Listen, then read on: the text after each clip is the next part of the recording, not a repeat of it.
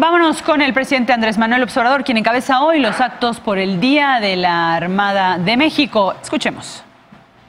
Fernando Montes de Oca. Cadete Vicente Suárez.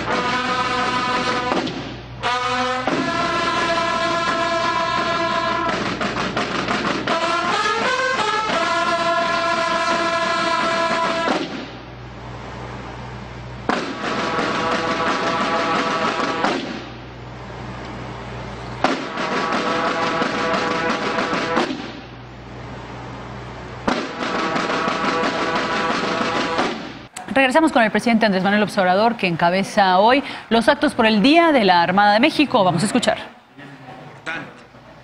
La consumación de la independencia, 1821. Pero también esto no es así del todo. La independencia no concluye, no se alcanza a plenitud en 1821. Aquí estamos recordando que se logra la independencia cuando se derrota a una fuerza española que se apoderó del fuerte de San Juan de Ulúa en Veracruz en 1825 por el comandante Pedro Aranda, un hecho histórico importantísimo. Sin embargo, todavía pasa otro tiempo, siguen los intentos de reconquista y se llega hasta tomar la medida drástica en 1829 de expulsar de nuestro territorio a todos los españoles. Así ha sido la historia de nuestro país y la defensa de nuestra soberanía. Apenas nos estábamos independizando de España y de nuevo la amenaza de invasión de Francia, la primera intervención francesa, 1838. Si hablamos de la expulsión de los españoles en 1829 y de nuevo nos invaden ahora franceses, 1838. Imagínense cuánto costaba hacer valer nuestra independencia. Esa intervención francesa se le conoce como la Guerra de los Pasteles, porque aquí cerca había un restaurante de un francés y unos mexicanos consumieron unos pasteles y esto originó el reclamo de Francia y lo usaron como pretexto para invadirnos en 1838. Es importante también este año porque de nuevo en Veracruz no se podría escribir la historia de México sin el puerto de Veracruz, porque ha sido el escenario de todos estos acontecimientos definitorios en la historia de México. Pues ahí el que defiende al puerto de Veracruz y la independencia de México es Antonio López de Santana, y ahí pierde su pierna Santana. Luego que se logra en 1839 el arreglo con Francia, 7 años después la invasión estadounidense, desde 1846 empiezan a invadirnos y de nuevo, además de hacerlo por tierra, lo hacen por mar y hay un desembarco en Veracruz. Esa intervención fue muy dolorosa, fue como un gran zarpazo, porque por esa intervención nos despojaron de más de la mitad de nuestro territorio. Los invasores entraron hasta la Ciudad de México y fue ofensivo porque se izó la bandera estadounidense en Palacio Nacional. Son de los tiempos más tristes de la historia patria. Luego, pues ya sabemos, de nuevo la invasión francesa y logramos restablecer nuestra república y se logra la segunda independencia de México. Pero todavía en el siglo pasado, el siglo XX, en 1914, nos vuelven a invadir los estadounidenses. Por eso recordamos siempre a los oficiales de la Armada de México que lucharon en Veracruz, a Virgilio Uribe, a Mariano Azueta, defensa de nuestra patria. Es interesante que entonces era presidente de Estados Unidos Woodrow Wilson, presidente demócrata, que toma esa decisión que reprobamos, aún siendo él uno de los principales impulsores de lo que conocemos ahora como la Organización de Naciones Unidas. En ese tiempo, el secretario de Marina de Estados Unidos era Joseph Daniel, un personaje extraordinario. Y bajo sus órdenes estaba en 1914 Franklin Delano Roosevelt.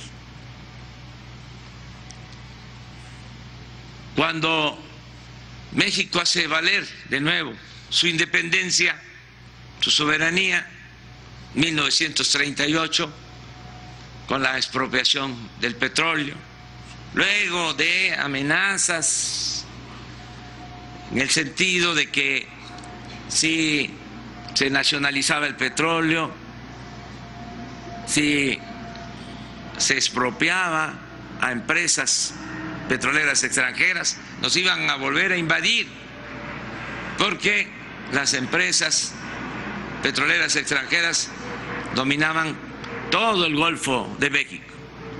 Era un poder dentro de otro poder. Hay hechos históricos también de la Armada, del Ejército, que debemos recordar. En ese periodo, Venustiano Carranza y los constituyentes del 17 deciden que el petróleo es de la nación y empiezan las presiones de las empresas y de los gobiernos extranjeros. Tantas presiones que no se podía ni siquiera hacer la ley reglamentaria del artículo 27 constitucional. No pudo hacerlo ya el presidente Carranza ni el presidente Obregón por las presiones que había. Y siempre amenazaban con invadirnos si México recuperaba el petróleo que Porfirio Díaz había entregado a los extranjeros. Y hay expresiones de marinos destacadísimos que cuidaban los puertos de Veracruz, de Tampico, y de militares, diciendo: nos invaden y vamos a prenderle fuego a los pozos petroleros. Y el fuego se va a ver hasta Nueva Orleans. Esa era la respuesta ante la amenaza de intervención en ese entonces. Y el general Cárdenas decide nacionalizar el petróleo en una circunstancia muy especial, un acto de patriotismo, de soberanía. Y en ese entonces ya era presidente de Estados Unidos Franklin Delano Roosevelt, uno de los mejores presidentes, de acuerdo a mi parecer, que ha habido en Estados Unidos. Un titán de las libertades, que supo actuar con respeto a la decisión soberana que tomó el general Cárdenas. Tan es así que envía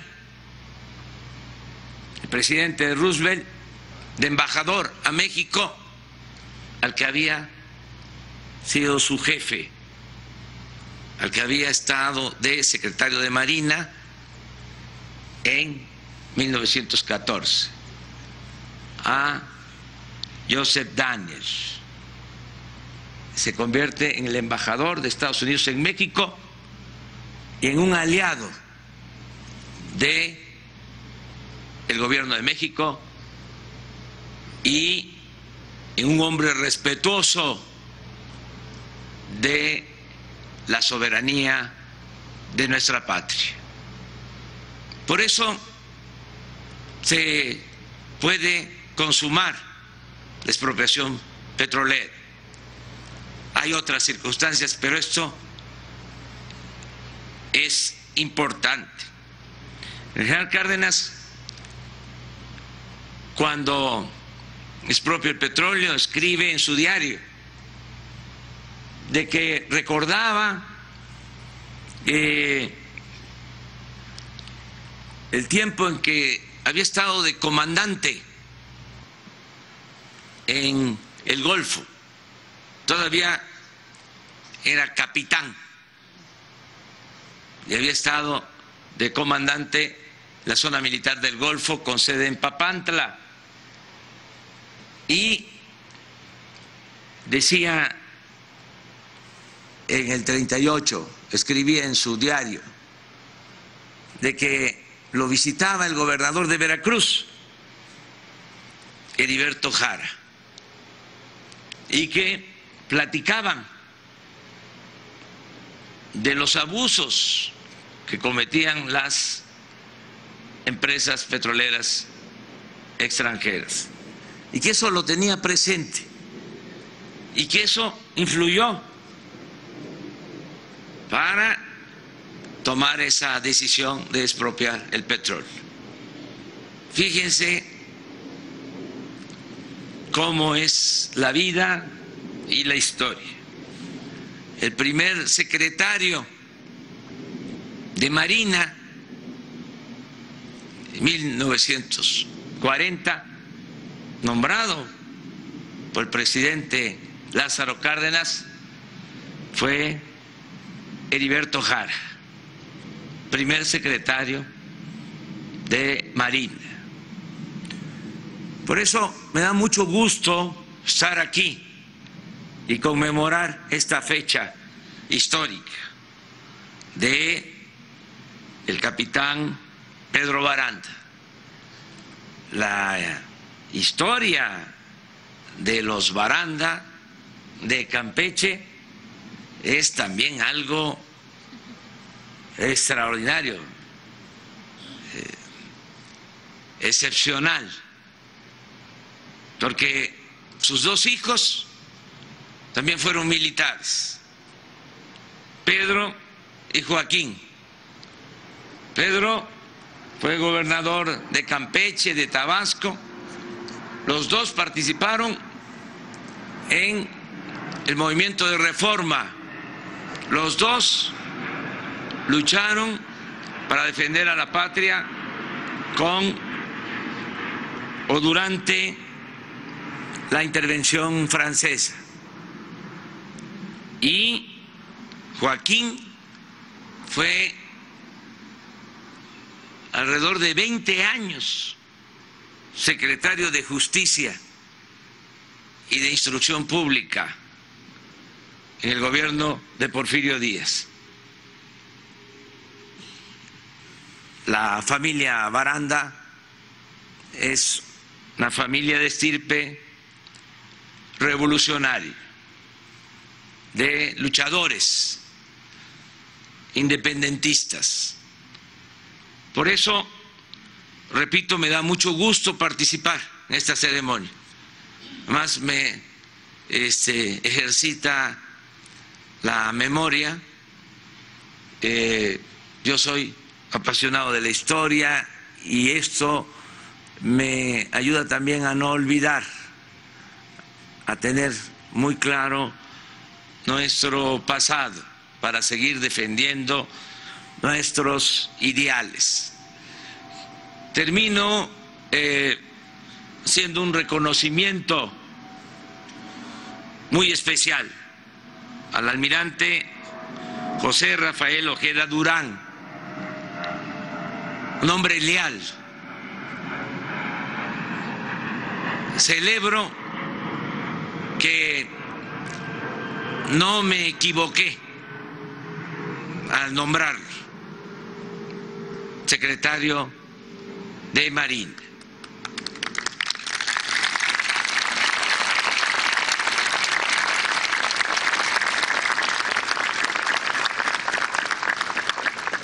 No nos conocíamos. Pasó lo mismo que cuando decidí nombrar de secretario de la Defensa al general Luis Crescencio Sandoval González. No lo conocía, a ninguno de los dos, pero tenía que explorar, hacer un trabajo de arqueología, de investigación, saber de dónde venían, quiénes eran, conocer su pasado, su trayectoria. Y estudié sus expedientes para decidir, con la gran ventaja de que pude hacerlo entonces y ahora con absoluta libertad, porque no tengo compromisos con grupos de intereses creados. A mí me eligió el pueblo de México. Mi único amo es el pueblo de México. Soy completamente libre. Solo le tengo que rendir cuentas al pueblo de México.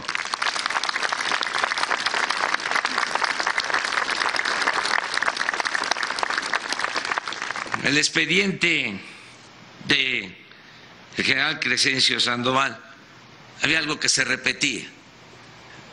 Hice hasta cuestionarios, se repetía, había una constante, incorruptible. Y por eso, entre otras cosas, decidí nombrar al general Crescencio Sandoval González. Y en el caso del almirante José Rafael Ojeda Durán, imagínense cuando estaba en su apogeo la corrupción, cuando se padecía de más corrupción. A finales de los años 80 escribió un libro, el almirante Ojeda, hablando del daño que causaba la corrupción en nuestro país. Porque ahora escribir un libro sobre el daño que causa la corrupción no es ninguna novedad. Y espero que se convierta en un lugar común pronto. Pero en ese entonces fue muy importante escribir ese libro. Y luego, analizando su historia, resulta que a él le correspondía desde el sexenio pasado, respetando los escalafones, pero por cuestiones que no viene aquí al caso señalar, se le hizo a un lado y se estaba cometiendo una injusticia. Y en las instituciones se tiene que actuar con legalidad, siempre. Y por eso decidí nombrar al almirante José Rafael Ojeda Durán. Y ha sido un gran apoyo el que he recibido de el almirante Ojeda. Nos han apoyado mucho, con mucha lealtad, tanto la Secretaría de la Defensa como la Secretaría de Marina, ayudándonos ahora en la tarea tan importante de garantizar la paz y la tranquilidad en nuestro país, ayudándonos para que haya seguridad en nuestro país, sin titubeos, ayudándonos para que la policía militar, la policía naval pasaran a formar parte de la Guardia Nacional para cuidar, proteger a nuestro pueblo. Por eso he dicho y repito, son dos instituciones, dos pilares del gobierno y del Estado mexicano, la Secretaría de la Defensa y la Secretaría de Marina. Y reconozco la lealtad de los marinos, de los soldados de México. Y juntos vamos a seguir haciendo historia. Vamos a seguir haciendo realidad principios, valores, preceptos como la libertad, la justicia, la democracia y la defensa de nuestra soberanía nacional. ¡Que vivan las Fuerzas Armadas! ¡Que viva la Armada de México! ¡Viva México! ¡Viva México! ¡Viva México!